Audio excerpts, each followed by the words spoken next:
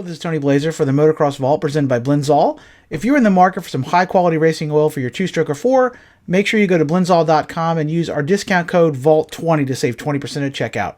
Thank you for all the support.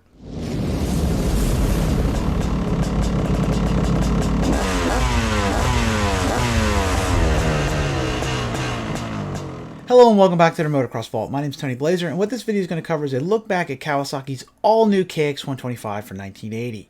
The KX was not really the leading machine in motocross in the late 70s. At that time, Kawasaki really was much more focused on street machines, and they really weren't putting a lot of effort into the motocross side of things. In 1979 and 1978, they had a very limited run of bikes. Now, the bikes were well regarded, but they were very limited production. I think they only built like maybe 1,000, 1,500 each year. Very hard to find the bikes. Basically, you had to know somebody to even get one of them. I think the performance was there, but they were just such niche vehicles, a lot of dealers didn't even bother to worry about them. But here in 1980, Kawasaki really started to make a push towards kind of capturing some of that motocross market. They were first to the game with a rear suspension system using a linkage, the Unitrack. Here in 1980, it predates the Pro Link and then some of the other linkage suspension systems, the full floater, by a year. This was a very, very innovative machine this year. The performance maybe was not there in the motor department, but in a lot of other ways, this was a cutting-edge machine. And Kawasaki was really signaling that they were getting serious about putting money in development and ramping up production, making the Kawasaki much more of a legitimate contender. You have to remember, in the late 70s, really, Yamaha and Suzuki were kind of crushing the 125 class. They were the best machines to have here in this era. And Kawasaki, again, was pretty much a bit player. Honda had come in really strong in the early 70s, of course, with the Elsinore, but then they had kind of fallen off there in the middle part of the decade. And the 80s is really when things start ramping up, pretty much for all four of the manufacturers. But Kawasaki's finally coming to the party here in 1980 with a much, much more competitive machine that you actually could buy if you wanted to. You had Jeff Ward on it fighting Mark Barnett in the 125 class. Pretty much an exciting year for motocross in general, and this KX is a really interesting machine, and a machine that kind of pointed the way forward, that way motocross design was going to go in the next couple of years. Now, if you like this sort of thing, make sure you check out some of the other videos I've done. I've done classic reviews of other 125, 250, and 500 machines. I've done retrospectives on the XR250, the XR500, 600, the CR500, Kawasaki's, KX's, a lot of other classic motocross and ATV reviews, and you can find them all here on my channel. If you'd like to support what I do, I have Motocross Vault merch available. I just came out with an all-new design based on the 1987 Honda CR125. I'm really happy with how that one turned out. I also just did a custom design based on a fan's 1978 XR75, a really cool little motorcycle. I always love these little XRs, and I think this design turned out really well. So if you'd like to check out some of this stuff and support what I do here at the Motocross Vault, there will be a link in the description below and also a card here in the video. And if you are looking to have something custom done, I am happy to do that. Just hit me up at themotocrossvault@gmail.com, and I will see if we can work something out for you. So here, without further ado, is a look back at the 1980 KX125. Today's Kawasaki is a motocross powerhouse with countless AMA and FIM titles to their credit. Over the last 40 years, the Green Machines have regularly found themselves at the front of the standings in multiple classes with excellent machines that captured victory in the magazines and on the track. In the early days of American motocross, however, that was not the case. Throughout most of the 70s, Kawasaki's presence in the 125 class was all but non-existent. The KX125s were well respected for their power, but derided for their handling, and often an afterthought even to their dealers. Many of the dealers were not even interested in carrying off-road machines, and in 1977, Kawasaki did not even bother to offer a motocross lineup. In 1978, the Green Team re-entered the 125 motocross market with an all-new KX125 that proved to be far more competitive than any of their previous mediocre offerings. The new limited edition KX125 A4 was incredibly tricked, but nearly impossible to find, and little threat to Suzuki and Yamaha's dominant positions in the 125 market. In 1979, Kawasaki was back with another highly regarded but still very limited production 125 offering. The new KX125 A5 brought long travel suspension and a powerful motor to the class with Works replica styling that made the Quacker stand out in a sea of yellow 125 machines.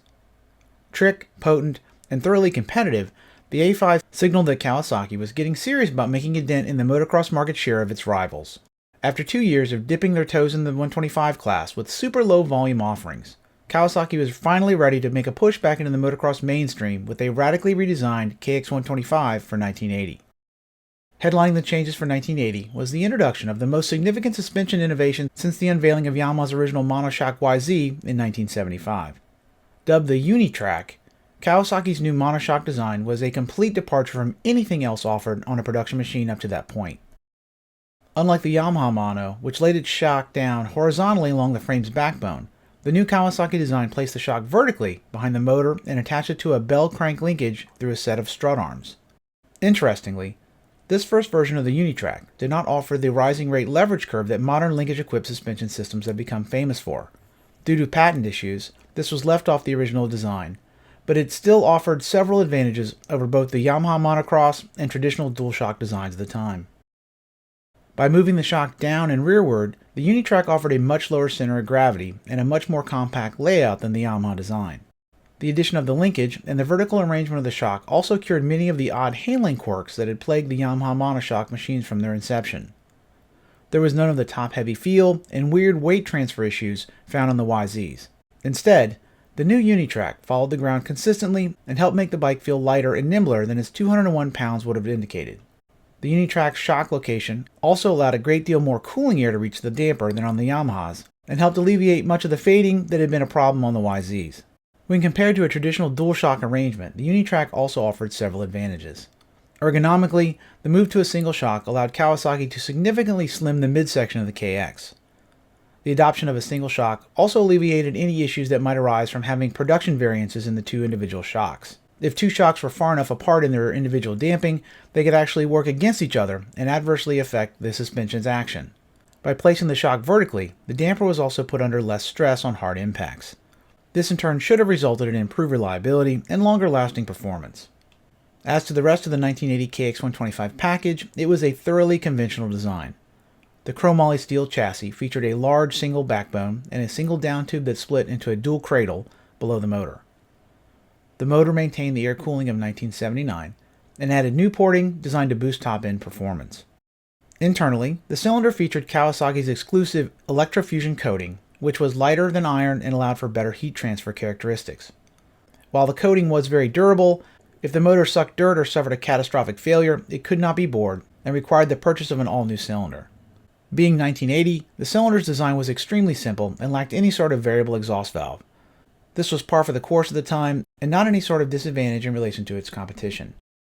On the intake side, the new KX125 featured a 32mm Mikuni round slide carburetor and a set of class-exclusive Boys and Reeds as standard equipment.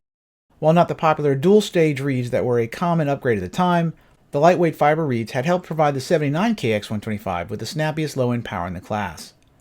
Finishing off the motor package for 1980 was an electronic CDI ignition, redesigned expansion chamber, and a close-ratio 6-speed transmission. Up front, the 1980 KX125 used a set of 38mm Kayaba forks to deliver 11 inches of travel. This was the least movement in the class at the time and nearly an inch less than what was offered on the CR and YZ. While offering somewhat less travel, their 38mm stanchions were beefier than the 37mm units found on the Honda and considered quite stout for the time. External adjustability was limited to air pressure through a pair of Schrader valves at the top of each fork. By varying air pressure, oil height, and viscosity, the fork's performance could be dialed into a wide range of riders. Complementing the mechanical changes for 1980 was an all-new set of bodywork that gave the KX an updated appearance. Both the front and rear fenders were restyled, and the tank offered a new profile that not everyone was a fan of. The new seat was also firmer for 1980 and contributed to a flatter riding compartment. With its hidden single shock and long alloy swing arm, some people thought the new KX was a bit odd-looking at the time, but most people felt the redesigned bodywork was handsome overall. On the track, the all-new KX125 turned out to be an impressive performer in every category but one. Riders raved about the KX's handling and suspension, but wondered what happened to the 79 bike's excellent power characteristics. In stock condition, the 1980 version produced a slow-revving and unimpressive flow of power. It was mild down low, sleepy in the middle, and lethargic on top. On the dyno, it gave up 2 horsepower to the CR125, and in the real world of ruts and roost, it felt like even more. The motor had to be constantly pinned to the stops to have any shot at keeping up with its rivals. Thankfully, the clutch and transmission worked well and aided in keeping the narrow power band percolating. If the rider was skilled and the track was hard, the KX could turn competitive laps, but if you added in a little deep soil and some hills, then the KX was in serious trouble. After the punchy and very competitive power the 79 KX125 produced, This step back in performance was quite a surprise to most. Dirt Bike magazine was so puzzled that they went looking for the culprit, and discovered several possible answers. After tearing down their test machine and doing some research with several tuners, they concluded that the porting changes for 1980 that were aimed at boosting top-end power had been too aggressive. They also surmised that the single-stage Boyson reeds Kawasaki used were too thin and prone to fluttering at high speeds. Some tuners also felt the 32mm Mikuni carburetor was too small, and the bike would have performed much better with a 34mm or larger mixer. Aware of these power concerns, Kawasaki went so far as to issue an updated expansion chamber mid-year that was designed to reclaim some of that lost performance. While this was an improvement, the new pipe was not nearly enough to offset the motor's deeper structural deficiencies. In 1980, the hot setup turned out to be a new pipe, a thinner head gasket, a shaved head, a larger carb, and a set of dual-stage reeds. By firming up the reeds, lowering the cylinder, bumping up the compression, and giving the motor more fuel, the power perked up considerably. Even after all of these modifications, the KX was still the slowest bike in the class, but at least it was no longer going to get blown off the track by your little brother's YZ80. As to the rest of the 1980 KX125 package, it was an unqualified success. Nearly every rider raved about the smooth action of the new Unitrack rear suspension. It offered 11 inches of travel, with adjustments available for spring preload and rebound damping. While this was appreciated, the fact that the shock had to be removed to actually make any of these adjustments was not. This was in direct contrast to the Yamaha Motocross, which made these settings accessible without removing any bodywork. While a pain to adjust, the Unitrack's performance was excellent, offering a plush and well-controlled ride. The new rear end did a great job of putting every one of the Kawasaki's modest ponies right to the track, and riders raved about its ability to follow the terrain. Up front, the new KX's 38mm Kiaba forks offered a similarly plush ride that won over testers in 1980. In spite of offering less travel than its rivals, its action was rated ahead of them by most testers who found its supple action an excellent match to the Unitrack rear suspension. Bottoming was not a major issue, but some fast guys found that their action was a bit soft overall. For them, raising the oil height slightly and adding a few pounds of pressure in each leg would firm up the action enough to be acceptable. While not as unanimously loved as the shock, the KX125's front suspension was still rated as one of the best available in 1980. Like the suspension, the handling on the new KX had a lot of supporters in 1980, but not everyone was enamored with the layout of the new machine. Several riders commented that the foot pegs felt too far forward, and virtually no one liked the stock bar bend. Some riders also felt the front end was a bit low, and liked the bike much better once the forks were raised slightly in the clamps. Once you raised the forks, ditched the stock bars, and acclimated to the pegs, the KX was capable of turning some very fast lap times. With its lightweight, mild motor, and excellent suspension, the little Kawasaki could be pinned to the stops and ridden with reckless abandon. It tracked great in the rough and stuck like glue in the corners. Flat turns, off-cambers, and ruts were all conquered with ease on the green machine. High-speed ruts were not really its forte, but the Kawasaki was stable in the rough and confidence-inspiring at speed. Overall, the KX125 chassis was rated the best handler of the 1980 125 field. On the detailing front, the KX125 was not a real standout in 1980. No one liked the low-boy bars, slightly odd ergonomics, or mushy and underpowered brakes. Thankfully, the bike was slow, so the anemic brakes were not too much of an issue. Overall motor reliability turned out to be good, but there were some issues with leaking crank seals, and if you sucked dirt into the motor, the electrofusion coating on the cylinder made the repairs much more costly than the other machines in its class. The fact that you had to tinker with the motor and swap several parts to get even moderate performance out of the engine was also a major demerit. The motor mounts were problematic as well, and in need of constant attention. After investigating the issue, Dirt Bike found that Kawasaki had installed bolts that were too small for the holes. Upgrading these to larger diameter alternatives reduced vibration and prevented them from constantly coming loose. Some of the reasoning behind the smaller diameter bolts may have been an attempt to offset the weight of the Unitrack. At 201 pounds, the KX was 14 pounds heavier than a YZ125 and the heaviest bike in the class at the time. In addition to adding a significant amount of weight, the new Unitrack upped the KX's maintenance demands significantly. The struts, rocker arms, and shock all had pivot points that needed to be serviced regularly to prevent them from wearing out. If you neglected this maintenance, then the Unitrack developed play at the linkage that would eventually lead to cracks at its mounting points. More than a few KXs suffered frame breakages from this neglect in 1980. Overall, the radically new KX125 A6 for 1980 turned out to be a leap forward in one area and a leap back in another. Its Unitrack rear suspension wowed riders with its ability to gobble up the track, while its anemic motor puzzled and frustrated with its inability to back up its suspension prowess. Bold, innovative, and groundbreaking, the 1980 KX125 was a beautiful design exercise, fatally handicapped by a lack of horsepower. So there you have it. That's a look back at the 1980 KX125, a machine that was really cutting edge in terms of chassis design, had great suspension, handled well, but really had the fatal error of having a terribly slow motor. Anybody who's ridden 125s know that's really the one thing you can't have. The bike can handle like crap and have awful suspension, but if the motor is slow, it's really not going to be real popular. And I think that was definitely a misstep here by Kawasaki.